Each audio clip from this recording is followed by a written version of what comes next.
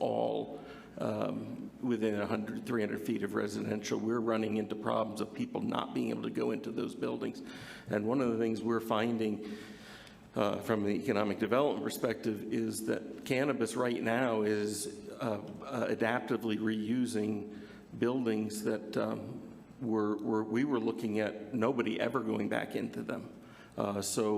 From economic development perspective, we very much want these businesses to be able to go in because they're going to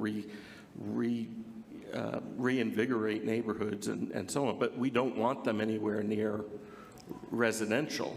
But it doesn't say that, Dr. Pitts. It doesn't say that.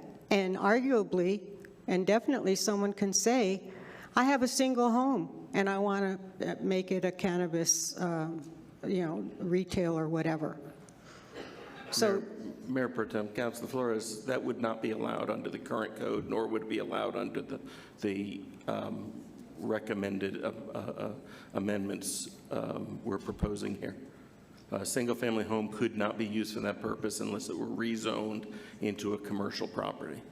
But if there's no buffer zone, it could be anywhere.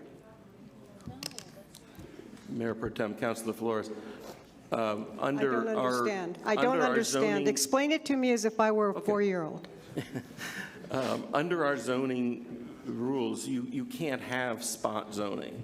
You can't zone a property different from its neighbors. It must be either next to a similar use or in an orderly.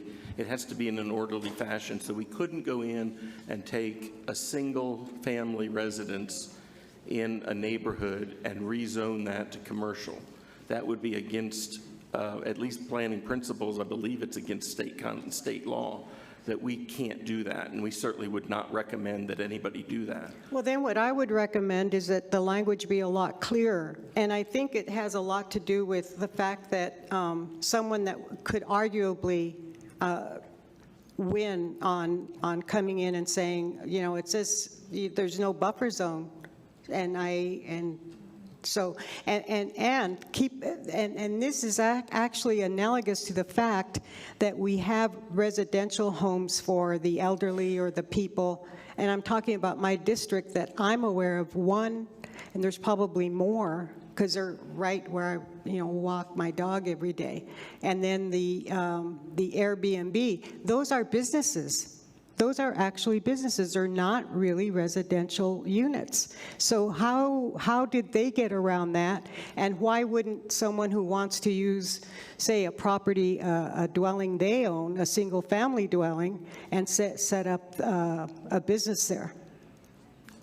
Thank you, Mayor Pro Tem, Councilor Flores. I think I'm getting at what your concern is. So, in the zoning code already, we have expressly limited cannabis facilities to, and Adam had earlier on in the zoning districts that they were allowed in. So generally retail and consumption in C1, not C1 but for consumption, but C2, C3. So the commercial areas. And then the only way you can do a cannabis facility in a residential area or a gym, no gym. Right, because that's not what they're zoned for, correct? Regardless of whether there's a buffer or not, you just can't put, also, why would you want to put a business in the middle of a residential home? You get no traffic. It's, what is it? Economic development, location, location, location, right? I think the reality is that if you put a business in the middle of smack in the middle of a residential neighborhood, you might get very little traffic. You might get very little sales. I think for me, what is critical to understand when we're talking about these buffers is that while our city is growing, it's still a pretty small city. And so we have large commercial corridors, West Picacho in District 4, for example, that are right next to residential neighborhoods, right? Large commercial corridors, urban core zones that are right next to homes because that's just the size of our city. We are just not